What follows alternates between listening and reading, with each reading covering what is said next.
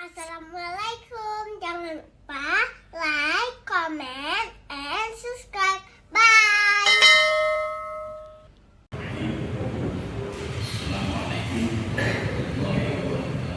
Waalaikumsalam. Alhamdulillah rabbil alamin. Wassalatu wassalamu ala asyrafil anbiya'i wal mursalin wa ala alihi wa sahbihi ajma'in. Billahi rabban wa bil islam dinan wa bi Muhammadin nabiyyan wa rasulan. Rabbi shrah li sadri wa yassir li amri wahlul 'uqdatam min lisani yafqahu qawli. Allahumma ij'al jam'ana hadha jam'an marhuma wa tafarraqana min ba'dihi tafarruqan ma'suma. Kaum muslimin dan muslimat sedang jamaah subuh yang dirahmati Allah. Kita sudah memasuki surah Nuh. Jadi surah Nuh ini kita cerita Nabi Nuh. Di dalam surah Nuh ini kita jumpakan juga di dalam surah lain. Salah satunya adalah surah Al-A'raf, surah Hud, surah Yunus, kemudian Al-Ankabut, kemudian ada satu lagi Asy-Syu'ara. Jadi artinya cerita Nabi Nuh itu ada di 6 surah di dalam Al-Quran. Kemudian ada Allah menyebutkan Nabi Nuh sendiri dalam Al-Quran itu sampai 43 ayat. Jadi nama Nabi Nuh langsung dipanggil oleh Allah Subhanahu wa taala. Kemudian Nuh itu bukan nama asli beliau. Jadi nama asli beliau adalah Abdul Ghaffar. Kenapa dipanggil dengan Nuh? Karena Nuh itu berasal dari kalimat naha ya Nuh. Nuh itu apa? Banyak ngomong, banyak berdakwah. Ada yang mengatakan banyak menangis. Kenapa banyak menangis? 950 tahun beliau berdakwah, yang mengikuti beliau cuma 83 orang. Ya. Cuma nanti ada berbeda-beda tafsiran. Ada tafsir yang mengatakan beliau diangkat menjadi rasul umur 40 tahun sama seperti Rasulullah SAW. Ada yang mengatakan beliau firasi khamsi pada umur 50 tahun. Ada yang mengatakan pada umur 350 tahun baru diangkat menjadi rasul.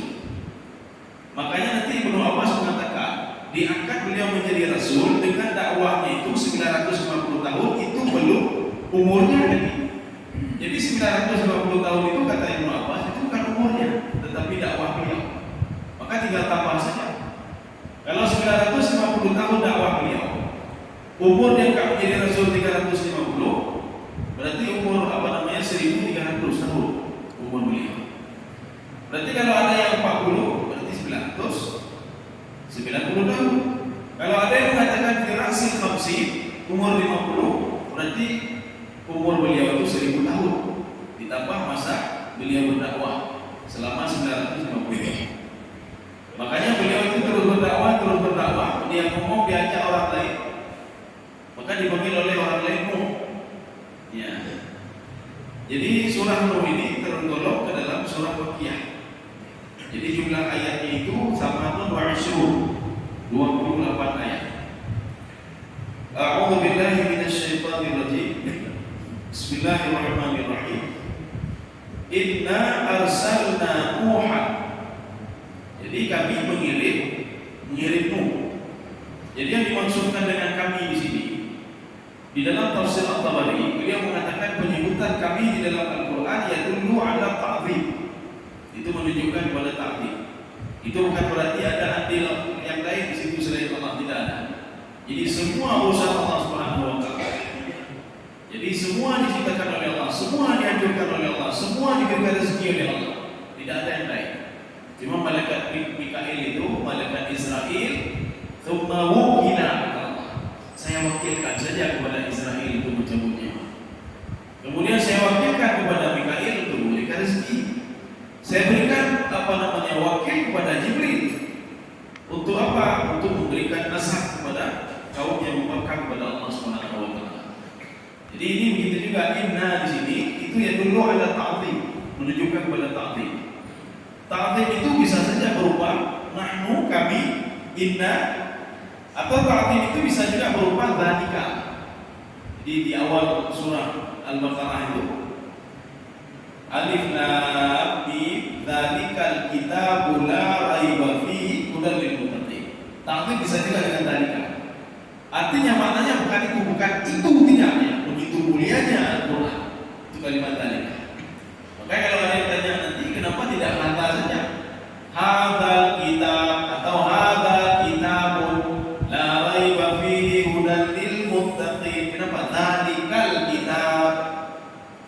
Karena dzalika ini adalah isyarat yadullu ala ta'dhim. Jadi semua kalimat isyarat, kalimat tunjuk itu yang menunjukkan kepada ta'dhim. Ta'dhim itu kemuliaan. Nah, jadi begitu juga ini. Inna arsalna Nuhan. Kami kirim Nabi Nuh itu artinya menjadi pendakwah, mengajak kaumnya. Sehingga di dalam tafsir Al-Wasit yang dikarang oleh Syekh Tantawi ada 3 dakwah Nabi Nuh AS yang perlu kita tiru ya. Jadi kita bisa belajar dari Nabi Nuh AS bagaimana beliau berdakwah. Yang pertama kata Syekh Tantawi, dakwah beliau itu berisi at-targhib wa tarhib, memberikan motivasi beribadah dan memberikan mereka itu dan menakut-nakuti mereka. Kalau tidak beribadah nanti begini, kalau tidak ini begini, kalau tidak disiksa oleh Allah, diazab oleh Allah, dilaknat oleh Allah. Ya. Ini yang pertama. Artinya yang kedua apa namanya? At-tarhib, tarhib itu mereka motivasi, mari kita beribadah. Kalau kita turun beribadah akan dapat rahmat Allah. Jadi kan dapat rahmat Allah akan diberikan keberkahan oleh Allah Subhanahu wa taala. Hanya bedanya orang kita dakwah kan yo tapi lain anakku, yo tapi anak saya anak aja ya tapi dakwah kita satu. Dakwah Nabi Nuh itu 3. Nanti bisa kita apa namanya? Kita adopsi dakwah Nabi Nuh alaihi salam. Artinya Pak memberikan kita ini jalan untuk berdakwah. Dakwah itu bagaimana sebenarnya? Maka yang pertama dilakukan oleh Nabi Nuh adalah at-targhib wa tarhib, mengajak orang lain kepada kebaikan dan memberikan orang lain itu saksi, menakut-nakuti orang lain. Ya, ini yang pertama. Jadi baik menakut-nakuti udah. Jadi tak yo udah mulai. Atau kita memberikan motivasi saja. Nabi Nuh dua-duaan ini nomor 1. Nomor 2, dakwah Nabi Nuh itu at-ta'ammul wa tafakkur fi ni'amillah. Mengajak kaumnya itu untuk berfikir kepada nikmat yang diberikan oleh Allah Subhanahu wa taala. Yo kami itu nikmatnya, kami ciptakan langit, menciptakan bumi. Apakah pantas kita syirik kepada Allah? Ya, dakwah Nabi Nuh. Allah memberikan ini, berikan itu, berikan semuanya. Apakah kita syirik kepada Allah? Pantas syirik kepada Allah? Di dakwah Nabi Nuh model yang kedua. Walaupun itu 3 model dilakukan oleh Nabi Nuh alaihissalam. Sudah. Kemudian yang ketiga, ini kata Syekh Tantawi dalam kitab beliau Tafsir Al-Wasit, tadhkirihim bi khalqihim, mengingatkan mereka bagaimana mereka diciptakan oleh Allah. Roda wahana, hidokana, cikir. Dari mana roda? Kenapa bisa seperti ini? Tumbuh-tumbuhan dulu tidak ada, kemudian ada. Dari mana itu? Ya. Jadi artinya dakwah Nabi Nuh itu mengajak kaumnya itu terus berpikir. Tetapi walaupun dakwah beliau 950 tahun lamanya, itu pengikutnya tak banyak, cuma 83 orang, 80 hendro. Yang ketika di padang mahsyar nanti digambarkan dalam sebuah riwayat, kaumnya sempat berdebat lagi dengan Nabi Nuh alaihissalam. Berdebat dengan Nabi Nuh yang tenggelam itu. Bukan 83 orang, yang 83 orang keamannya. Yang tenggelam selain 83 orang, mereka berdialog dengan Allah. Jadi Allah mengatakan kepada mereka, "Abalah kamu? Kenapa kalian seperti ini? Apakah Nabi Nuh tidak memberikan peringatan kepada kalian?" Dijawab oleh pembangkang Nabi Nuh yang tenggelam itu, tidak. Nabi Nuh tidak pernah mendakwahi kami. Hatta dakwah Nuh, Nabi Nuh tidak pernah bercerita tentang hari akhir seperti ini dikatakan kepada Nabi Nuh. Kemudian Allah Subhanahu wa taala berdialog dengan Nabi Nuh. "Wahai Nuh, hal balagta? Apakah kamu sudah sampaikan dakwah?" "Nah, balagtu, sudah sampaikan ya Allah. Tapi kenapa kamu katakan tidak?" "Kamu Nabi Nuh alaihissalam." Akhirnya Nabi Nuh meminta bantuan dari pengikut umat Nabi Muhammad sallallahu alaihi wasallam untuk menjadi saksi. Kalau seandainya Nabi Nuh alaihissalam ada mendakwahi kaumnya sehingga yang patuh pada Nabi Nuh cuma 83 orang. Makanya datanglah umat Nabi Muhammad sallallahu alaihi wasallam yang membawa Al-Qur'an sehingga dikatakan ummatan wasatan. Sebagai umat penengah. Jadi makanya umat penengah di antara Nabi dan kaumnya yang bersengketa. Ketika datang umat Nabi Muhammad ini, kaum Nabi Nuh ketawa, ikimnya, itu juga taksi kamu. Duluan lahir kami dengan kalian, itu umat Nabi Nuh alaihissalam. Awal lahir kamu, duluan lahir kami kan umat Muhammad, umat Nabi terakhir. Kenapa jadi saksi terhadap kami? Ayat ini dibukalah Al-Quran. Ya, salah satu adalah surah Nuh. Di dalam surah Nuh dibacakan oleh umat Nabi Muhammad SAW. Ketika dibacakan, pengikut Nabi Nuh herannya, itu apa yang kamu bacain? Kenapa lengkap semua ceritanya di dalam bacaan kamu itu? Dikatakan inilah Al-Quran Al-Karim yang diturunkan kepada Nabi akhir zaman, itulah Nabi Muhammad SAW. Akhirnya umat dan maksudnya. Jadi umat sebagai pendengar. Sebagai pendengar bukan berarti pendengar saja, tidak, dia selalu Al-Quran selalu bersamanya. Kaum muslimin sedang dimain dalam perjalanan itu tiga dakwahnya. Inilah yang dimaksudkan oleh Allah Subhanahu Wa Taala di dalam tafsir Al-Wasit yang dikarang oleh Syekh Tantawi. Inna arsalna Nuhan. Kami kirim Nabi Nuh itu dengan tiga dakwah. Dia diawahi kaumnya. Untuk apa kata Nabi Nuh? Anzir qaumaka. Itu kalau kita lihat di dalam tafsir Jalalain, dia tidak komentar apa-apa. Jadi kalau kita lihat di dalam Fathul Qadir kita oleh Imam Asy-Syafi'i, beliau mengatakan itu adalah an-tafsiriyah. Mana tafsiriyah apa? Gunanya Nabi Nuh dikirim kepada kaumnya untuk apa? Ditafsirkan, dijelaskan oleh Allah, maka namanya tafsiriyah. Kalau di dalam tafsiriyah itu bayaniyah namanya, bayan tafsiri namanya. Dijelaskan secara rinci. Kamu dikirim itu untuk menakut-nakuti umatmu. Kalau mereka menyembah selain Allah, maka akan diturunkan azab kepada mereka. Ini berarti kan kalau kita lihat dari konsepnya Imam Tantawi tadi, Syekh Tantawi kan tiga, ini apa satu? Ya. Ini namanya di dalam tafsir zaman Syahid majaz mursal alaqah juz'iyah. Satu ini adalah bagian daripada tiga. Kenapa satu bagian daripada tiga? Karena cukup disebutkan dakwah Nabi Nuh itu untuk menakut-nakuti umatnya, maksudnya apa? Yang lain juga termasuk. Karena artinya apa? Yang paling tegas di situ itulah menakut-nakuti. Kalau tidak salah menyembah selain Allah, dilaknat di Allah, berkirim bala, hijaunya, ya. Ini sudah mencakup semuanya. Pemahamannya apa? Kalau secara usul fikih kan ada mafhum mukhalafah. Jadi mafhum mukhalafahnya apa? Pemahaman terbaliknya apa? Kalau kita bersyukur kepada Allah akan diberikan nikmat. Kalau kita tidak kufur kepada Allah akan ditambah lagi nikmat.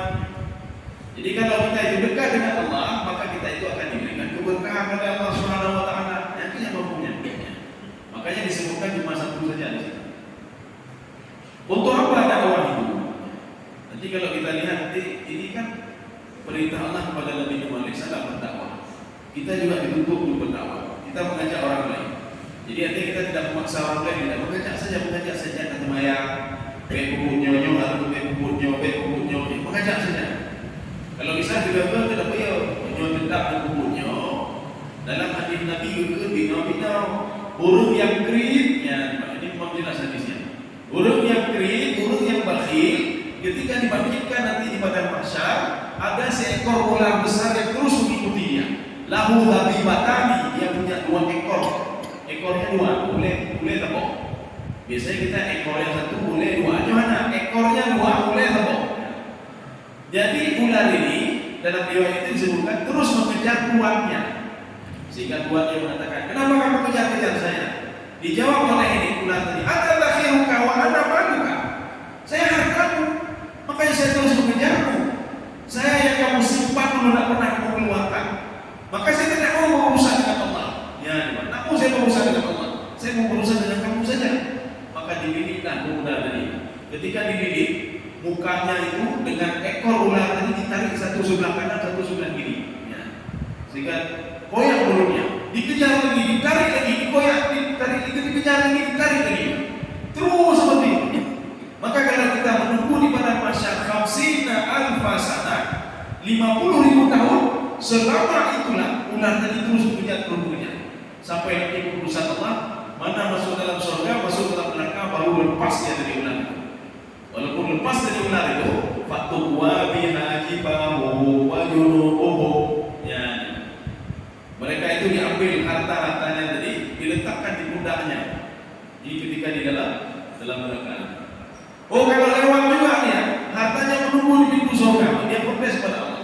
Ya Allah, jangan masukkan dia ke dalam surga ya. Kenapa? Masih ada masalahnya. Hartanya itu saya masih ada masalah dengan orang lain. Ada hak orang lain yang belum ditunaikan ya. Akhirnya apa? Tidak mau memasukkan. Makanya orang itu tidak bisa dapat syafaat kecuali dengan izin Allah Subhanahu wa taala. Yaumul bakhil, yaumul karim. Kaum muslimin sedang jemaah dirahmati Allah. Kenapa perlu dakwah itu? Min qabli ayyatiyahum adzabun alim. Sebelum datang azab yang pedih. Ini ada beberapa penafsir di sini. Salah satunya adalah Imam Jalalain. Apa kata beliau? Yang dimaksudkan fungsi berdakwah itu kita mendakwahi orang lain sebelum datang azab. Azab yang dimaksud apa? Kata Imam Al-Jalalain, adzabun mu'lim fid dunya wal akhirah. Azab di dunia dan di akhirat. Ya. Maka ketika Allah itu buka, ketika melaknat satu kaum itu, ketika sudah dilaknat di dunia, di akhirat juga dilaknat. Orang yang bakhil itu dilaknat di dunia dan di akhirat juga dilaknat. Sebab ketika kita lihat nanti rumah mana yang dilaknat itu, kayaknya berdelegasi itu diberikan fasilitas oleh Allah, fasilitas itu diberikan semuanya oleh Allah. Kita tidak tahu kalau hatinya sedang diazab oleh Allah. Karena azab itu ada dua, azab lahir atau azab batin. Azab lahir yang bagaimana azab lahir? Banyak hidup sakit ya Allah. Ya azab lahir. Mana lagi azab lahir? Hilang hartanya, gak ada harta, gadanya, duduk. Ini azab lahir namanya. Atau dilenyapkan oleh Allah. Ini azab lahir namanya. Tapi lebih parah ini azab batin. Azab batin. Seorang ketika dia azab batin oleh Allah, ya harta anak yuli, fasilitas anak yuli mungkin. Maka batin kan dianggap oleh Allah Subhanahu wa taala. Jadi hana mengaji, hana mengaji namanya. Karena bukan keangkat batin ya Allah Subhanahu wa taala. Kaum muslimin sekalian yang dirahmati Allah. Ada juga di dalam tafsir At-Tabari. Ini salah satu tafsir Bil Ma'thur. Beliau mengatakan adzabun alim itu Nabi Nuh alaihissalam mengajak kaumnya sebelum datang air bah. Qabla ayyatiyahum at-tufan fa'aghraqahum, dan menenggelamkan mereka. Ini maksud adzabun azabun. Ada lagi di dalam tafsir lain. Dalam tafsir Ibnu Katsir, apa kata beliau? Fa ittabu wa anabu yarfa'illahu 'adzabahum. Kalau seandainya satu kaum, satu kelompok, mereka itu bertaubat kepada Allah dan kembali kepada Allah, maka azabnya diangkat kembali oleh Allah Subhanahu wa taala. Hanya jadi ada. Kita ngomong andai-andai. Kalau seandainya membangkang Nabi Nuh itu, ketika Nabi Nuh membuat kapal di atas bukit, mereka semua melihat itu dan mereka takut sekali kepada Allah dan bertobat kepada Allah. Yang mungkin nanti terjadi, tidak jadi anak. Makanya kenapa malaikat itu ketika ingin diberitakan oleh Allah untuk mengazab satu kaum, dia mudah-mudahan ada baik keadaan. Adakah yang bertaubat atau kembali kepada Allah? Kalau tidak, langsung diazab dan dihabiskan oleh Allah Subhanahu wa taala. Ini seperti yang digambarkan di dalam surah Yasin. Bagaimana seseorang itu yang diazab oleh Allah Subhanahu wa taala. Jadi ketika itu mereka yang mudah-mudahan. Ketika dilihat tidak ada lagi yang bertaubat dan ini, maka ketika itu diazabnya. Di dalam surah Al-Anfal, Allah berfirman begini, "Ma yaf'alullahu bi'adzabikum in syakartum wa amantum." Azab itu tidak jadi diturunkan oleh Allah kalau satu kampung itu mereka bertaubat kepada Allah, mereka bersyukur kepada Allah. Ya, ada ikat kepada Allah. Ada yang contohnya ada satu kaum, satu kelompok, ketika mereka berbuat maksiat, Allah memerintahkan Jibril dalam beberapa hari ini coba lihat mereka menyuhana jiku, panci mendapat penyakit guru lain. Maka ketika akan diazab, diturunkan azab oleh Jibril atas perintah Allah. Ketika dia lihat itu, mereka sudah mulai bersyukur kembali. Maka azab tidak jadi diangkat, tidak jadi diberikan, maka diangkat. Inilah yang ada di dalam tafsir Ibnu Katsir juga. Kata beliau, fa ittabu wa anabu yarfa'illahu al-'adab, yarfa'ihumul 'adab. Maka azab itu akan diangkat kembali oleh Allah Subhanahu wa taala. Ada jadi satu. Yang kedua, tapi kalau seandainya mereka itu beriman semuanya kepada Allah, beriman semua kepada Allah, ketika akan diturunkan nikmat dan rezeki oleh Allah Subhanahu wa taala, Rasulullah mengatakan ila adnaba dzamban. Kalau mereka itu berbuat dosa pada pagi itu, maka diharapkan lagi rezeki yang sudah dipersiapkan oleh Allah Subhanahu wa taala. La yuharram alaihi rizq. Maka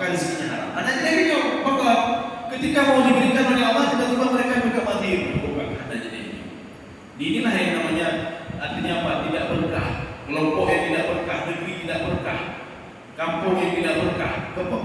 Ketika mau diturunkan oleh Allah Subhanahu wa taala keberkahan, rupanya ada penduduk kampung yang berbuat maksiat tidak jadi baik dari Imam. Mana jadi? Maka kebalikannya seperti tadi, ketika mau diazab, mereka bersyukur kepada Allah, azab itu tidak jadi diangkat, tidak jadi diberikan oleh Allah Subhanahu wa taala.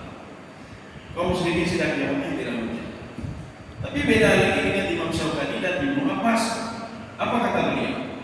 Fungsi dakwah itu, ya, jadi kita ketika berdakwah ajak orang lain mari sholat, mari beribadah, mari berpuasa, mari ini, jangan buat maksiat itu apa? Supaya tidak diazab di akhirat nanti. Ya. So yang ada orang kita sendiri ataupun orang yang kita dakwahi. Rupanya kita mungkin sangkut bawa juga dengan orang yang kita dakwahi. Kalau kita biarkan begitu saja, kita bermasalah di akhirat. Kalau kita biarkan anak kita begitu saja dia tidak salah, maka kita bermasalah dengan Allah Subhanahu wa taala.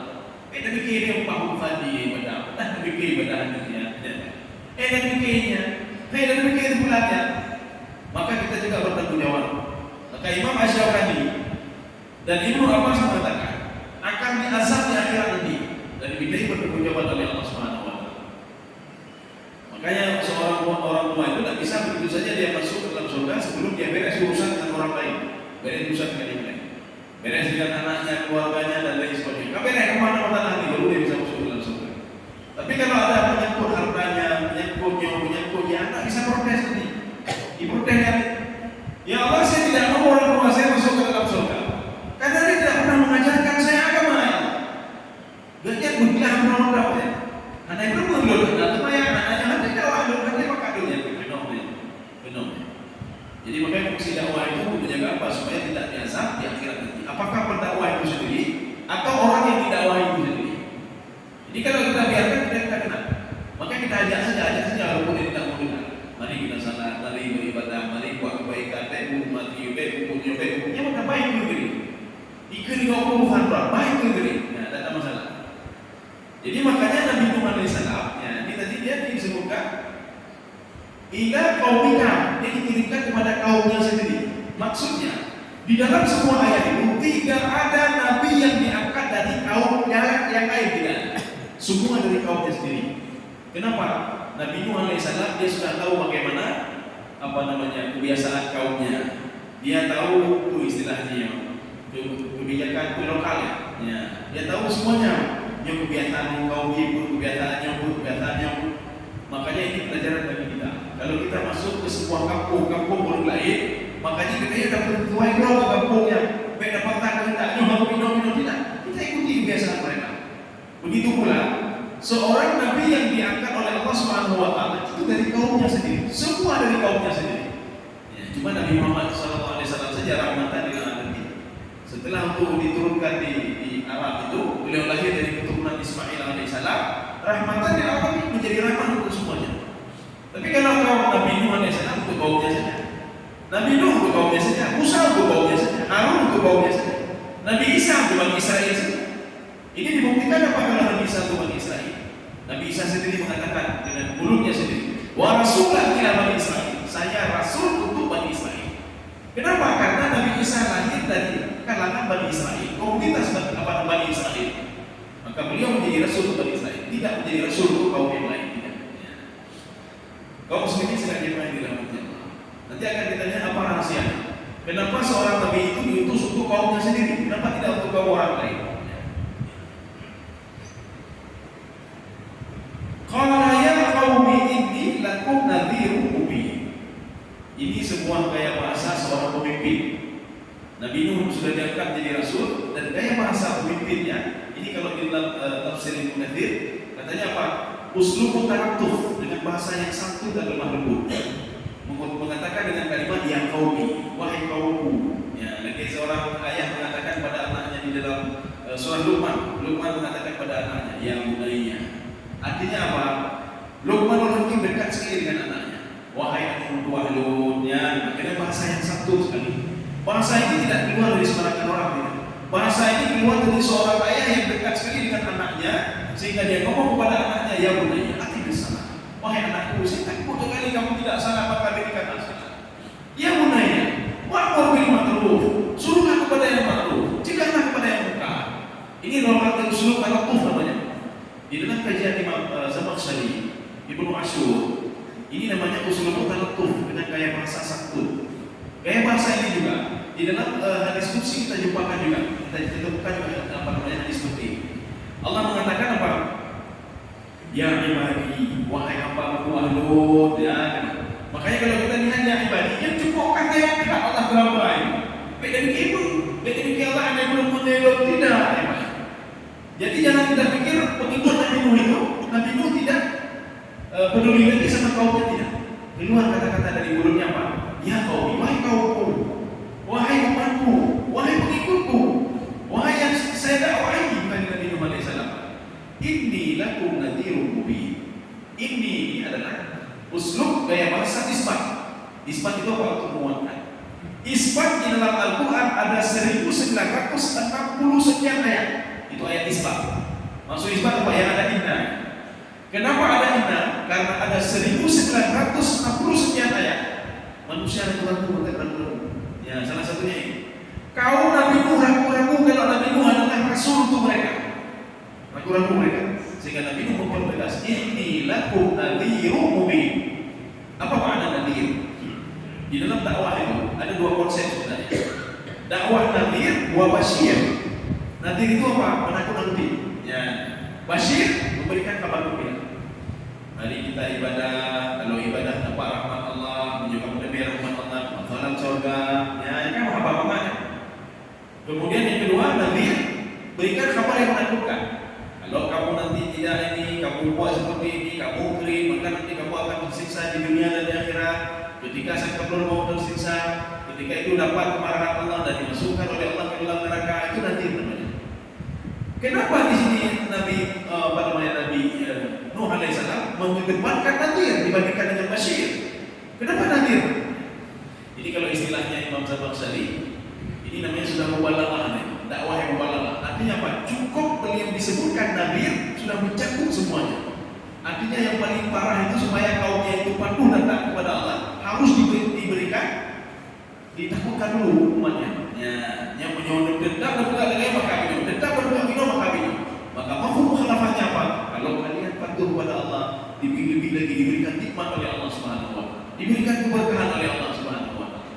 Makanya mengedepankan nadhir dulu baru basyir. Kenapa? Karena kaumnya sudah begitu marah sekali. Mereka menyembah 3 patung, ya. 3 patung. Maka yang mengatakan bukan 3 patung, ada berapa? 5 patung. Ya, ada 5 patung. Kalau orang Arab dulu itu 3 patung lantang bersama. Kalau ini tidak. Yaquta wa ya, ada berapa itu?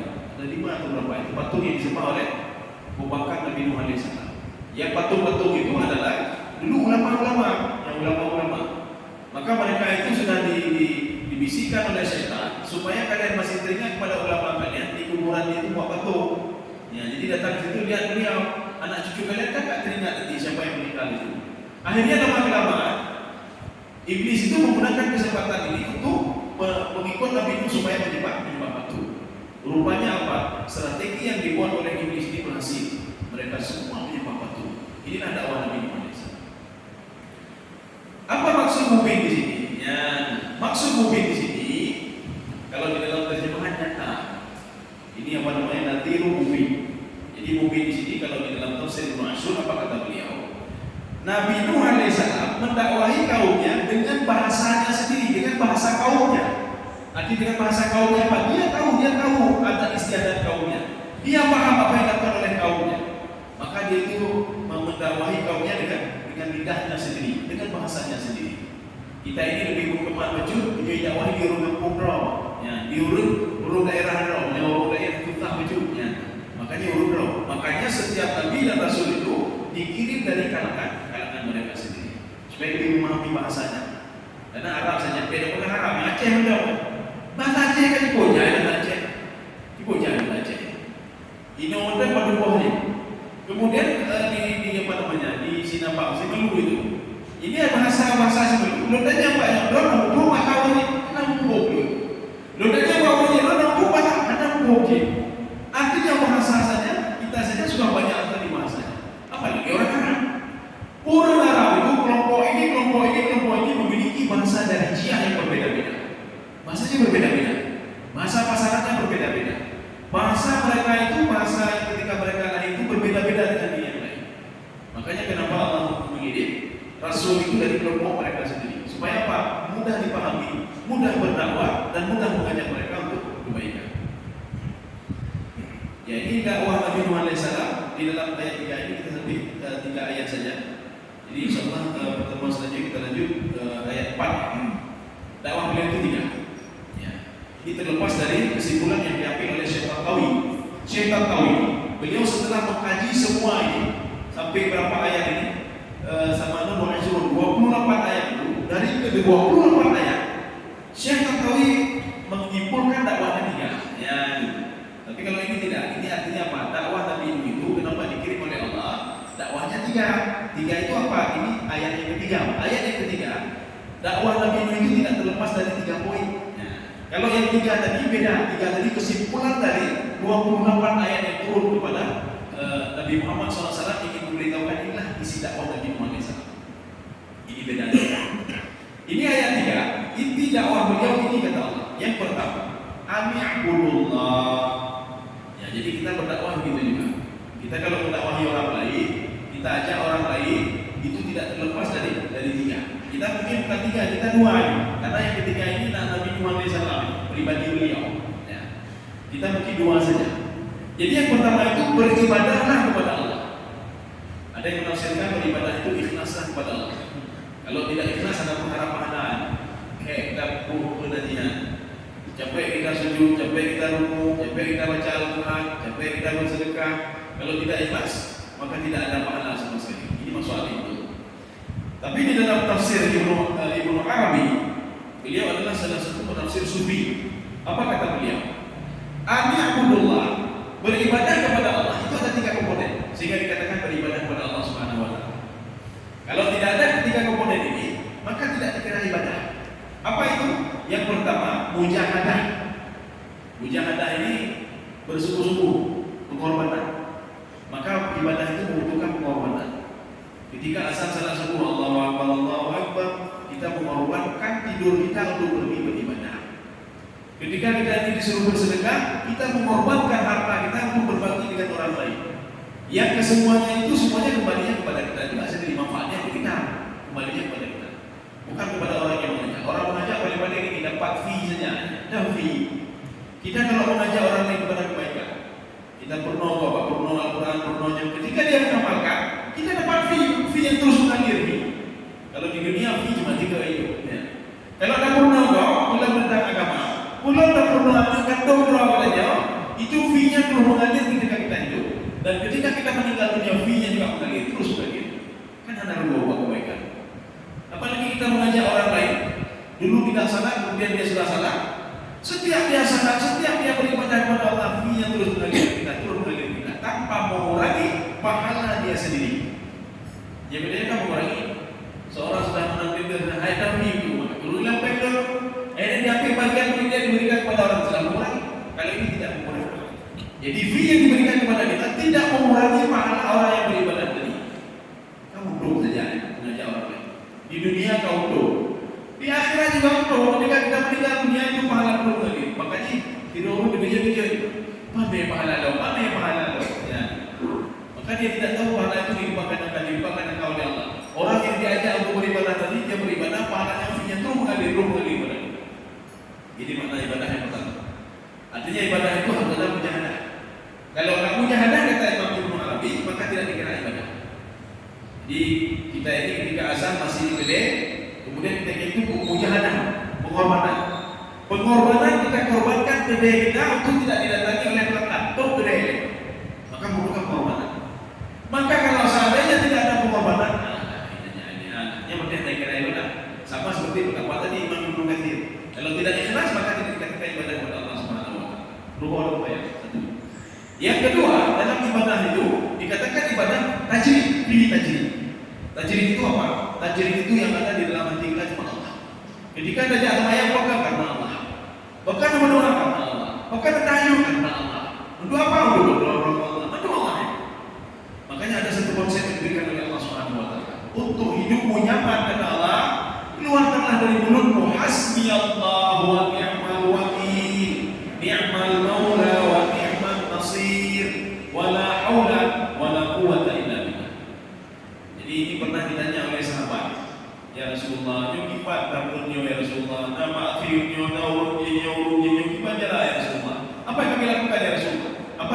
huru hara di pada hari zaman ya Rasulullah. Nah, bukan pagi hari dia mukmin, siang hari dia kafir. Besoknya pagi hari kafir, sorenya sudah mukmin lagi. Ya. Bunga-bunga kayak bodoh mana dia? Wadah tubuh kaki juga lo. Ya kan juga. Kaki astagfirullah astagfirullah. Paginya dia buat maksiat. Ini bagaimana ya Rasulullah? Maka Rasulullah mengatakan, "Fa'akhiru, berbanyaklah mengucapkan hasbunallah wa ni'mal wakil, ni'mal maula wa ni'mal nasir, wa la haula wa la quwwata illa billahil aliyyil." Cukup Allah lah saya menolong kami. Hasbunallah wa ni'mal wakil, ni'mal maula wa ni'mal nasir. Jadi yang menjadi wali, yang menciptakan, yang mengangkat penyakit semua Allah Subhanahu wa taala. Yang artinya apa? Mereka itu walaupun memutarakan kita, tak bisa dia putarankan. Mereka kalau macam-macam dengan kita tidak bisa. Makanya diberikan konsep ini hasbunallah atau hasbiyallah. Allah pernah mengatakan kepada Nabi Muhammad SAW. Apa kata Allah pada Nabi Muhammad? Hasbukallah. Muhammad berhadap boleh lebih banyak guru kafir. Cukup saya pikir mereka kata Allah. Ya. Kan ketika kita dakwah kita tahu rumah kita ini dua dakwah dia kau fatwa Muhammad. Hasbukallah. Wa man ittaba'aka. Itu urusan saya ya Muhammad. Anda boleh dulu fikir bukan ada. Baik ketika ulama, baik ketika wali al-akhirah. Kamu jangan pikir asbi wali itu urusan saya dia. Zarni. Tinggalkan dia untuk saya, biarkan dia untuk saya. Makanya keluarkan dari mulutmu konsep apa? Hasbiyallah wa ni'mal wakil. Cukuplah Allah menjadi waliku, cukuplah Allah menolongku, cukuplah Allah yang memberikan azab kepada mereka. Makanya kita yang ketika ada wahyu guru lahir, hanya dengar itu macam-macam. Beda dari ini ya. Apa menteri dia dari ini. Kemudian ada juga nanti ada kelompok-kelompok kita dakwahi Al-Quran. Mari kita dengan Al-Quran. Ya Allah, Qurannya, Quran bina. Tak usah ini. Ambil menteri ini. Dia mau terkenal ya. Kita dah ini. Menyadari ini hanya tidak jauh beda kita dengan dia. Biarkan saja seperti itu. Mana dalilnya? Ya. Ada 5 ayat dalam Al-Quran. Fatarhum itu fatafri namanya. Fatarhum yakhudhu wa yal'abu hatta yulaqu yawmahum alladhi yu'adun. Biarkan mereka situ.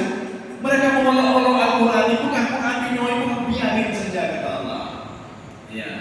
Fatarhum yakhudhu. Mereka ngomong batil. Jadi di media sosial itu bukan batil, di dia bukan batil. Biarin saja kata Allah. Apa ini? Yang lain itu saya kata Allah. Kamu tugas kamu dakwah saja. Ini dah dakwah kayak ini mau kaki. Ya. Ini yang kedua, tajrid. Yang ketiga, yang dikatakan ibadah itu al-mudawamah, continue dan istiqamah. Maka bagaimana istiqamah dari kira ibadah? Bukan dulu ahli Quran dan baca Quran. Jangan baca aja baca itu ahli Quran. Lo ahli tahajud, tahajud dan berbayar ini. Yang mudawamah continue terus sampai meninggal dunia. Oh, lo ahli main Quran ahlinya ahli ada kebanyakan dia ada boleh ya. Lo ahli sedekah dan sedekah ini. Jadi yang dikatakan ibadah itu harus dilihat 3 komponen tadi. Pengorbanan, tajrid, semuanya itu karena Allah Subhanahu wa taala dan istiqamah atau mudawamah. Continue terus walaupun ibadah itu kecil ya. Jadi Allah kadang-kadang pada ibadah ke hana buat orang-orang kemannya yang paling dia tahajud kena hana kau. Yang paling dia sedekah kena kau pula sedekah. Jadi artinya apa? Kita bukan pada banyaknya tapi pada nilai. Untuk apa banyak tak ada nilai? Lebih ada nilai. Jadi gampang le. Tapi nilai hanya lebih pada apa? Jadi gampang le sekilo. Tapi besar bukan sekilo beda. Ya, nilainya tidak. Yang gampang le tapi menyesatkan rahmat. Artinya apa? Allah tidak menginginkan banyak suatu hal yang banyak, tapi diinginkan oleh nilainya. Ada nilainya kan? Untuk apa salat tahajud puluhan rakaat tapi tidak khusyuk kepada Allah? Jadi bagus salat saja 2 rakaat tapi kita khusyuk. Seperti dikatakan oleh Ibnu Abbas. Salat 2 rakaat yang khusyuk setelah salat Isya itu kita khusyuk kata mayat. Lebih bagus kata Ibnu Abbas dibandingkan salat sepanjang malam sampai itu katanya wakan berusaha. Tapi hatinya itu tidak khusyuk. Alihoho dengan maka ada guna sama sekali. Makanya kita mulai sekarang dari dulu ya. Berarti menyuawai anak boleh juga. Kita cari saja apa amal ibadah yang simpel saja boleh. Tapi kita lakukan continue sampai urung akhirat. Continue itu tahajud ya kenapa bodoh istighfar maka duduk puji astagfirullah astagfirullah. Tapi continue kita lakukan sampai kita meninggal dunia, terus itu kita lakukan. Amal ibadah yang continue ini lebih besar harganya dibandingkan amal banyak tetapi tidak continue, tidak ada nilai. Sudah, ini dakwah dan apa namanya yang pertama. Dakwah yang kedua, inti dakwahnya wa'budullah wattaqu, dan bertakwalah kepada Allah. Apa beda tadi? Kalau tadi Allah memberikan konsep yang dikatakan ibadah itu begini, ya. Ibadah itu harus ada pengorbanan, harus ada tajrid, harus ada mudawamah. Kemudian setelah itu wattaqu, bertakwalah kepada Allah. Bertakwa kepada Allah. Kita mengambil dua tafsir saja. Tafsir At-Tabari, tafsir Ibnu Katsir. Apa yang dimaksudkan bertakwa kepada Allah Subhanahu wa taala? Fa'ila bima amara wa taraka fima nahaa. Menjalankan yang disuruh oleh Allah, meninggalkan apa ya dilarang oleh Allah. Itu saja. Konsepnya mudah sekali. Bagi mau di dunia, punya dia Allah, bukan ada dia dikai. Ini nak kembali. Punya dia Allah, punya dia Allah, punya dia Allah. Artinya kan sudah apa namanya? Membuat kepada Allah Subhanahu wa taala. Kita kalau saja di rumah ada anak yang kayu patuh, yang tanah patuh ni dia apa dia lakukan? Kan akan ada nilai apa namanya di hati dan rumah di ya. Ada perhatian khusus kita kepada anak. Kenapa? Dia patuh sekali. Kemudian dia jalankan apa yang kita suruh, dia tinggalkan apa yang kita larang. Nyono bentuk bunga-bunga pun dia nyono malam baik kata nyono semua benda-benda makan banyak marah ke. Abang tu di rumah juga. Yang kuliah juga, mana. Maka akan ada perhatian khusus dari orang tua. Tapi kalau ada nyono orang urusan apa? Ini kan kakek itu artinya. Nanti bapak tu orang ada orang boleh. Jadi itu urusan apa? Lebih urusan apa? Ya, ini kakak susah. Ya begitu juga seorang apa disuruh oleh Allah ibadah pun anak-anak itu. Dia bukan anak dia kunci. Baik itu buat anak itu kunci. Maka inilah mungkin muncul bahwa Allah Subhanahu wa taala. Orang tua kan begitu juga. Walaupun itu anaknya, kalau tidak diberikan pelajaran maka tidak akan pernah berubah. Maka diberikan pelajaran kepada anaknya. Begitu juga hamba. Karena sudah begitu diberikan pelajaran kepada Allah. Mana pelajarannya? Itu di video kuno supaya dia teringat kembali kepada Allah Subhanahu wa taala. Ini mana waktu. Sudah yang ketiga. Wa ati'u, maka patuhlah kepada saya. Maksud patuh kepada saya tidak sama seperti patuh kepada Allah. Maksudnya Nabi Nuh AS akan mengiring mereka untuk bisa beribadah dan untuk bisa takwa kepada Allah. Maka itulah kita membutuhkan kepada para ulama. Ya, dia butuh kepada ulama. Dia bertanya dia butuh ulama. Karena butuh ulama. Kenapa? Ulama sudah punya kunci untuk menuju kepada sebuah hadis sudah punya kunci. Maka kita tidak memadai. Dan berdoa karena ada pemahaman yang tidak kita ketahui.